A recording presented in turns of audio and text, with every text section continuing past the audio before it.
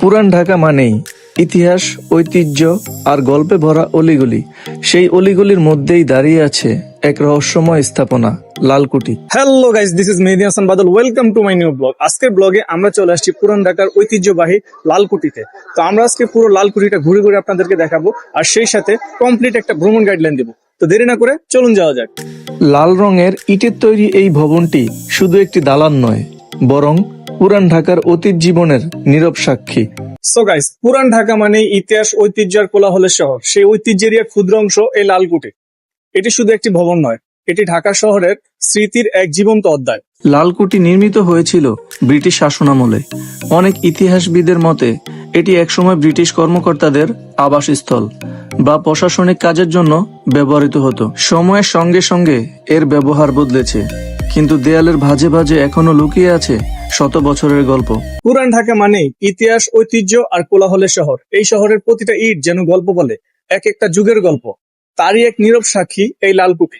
লালকুঠি নিয়ে পুরান ঢাকায় প্রচলিত আছে নানা গল্প ও লোককথা।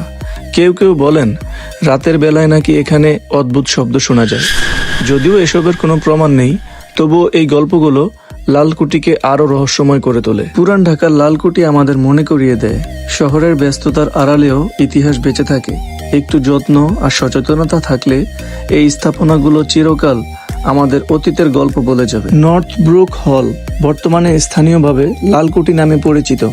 বাংলাদেশের রাজধানী ঢাকার অন্যতম প্রাচীন ও সৌন্দর্যময় স্থাপত্যিক একটি নিদর্শন, যা বুড়িগঙ্গা নদীর তীরে ওয়াইজঘাটে অবস্থিত।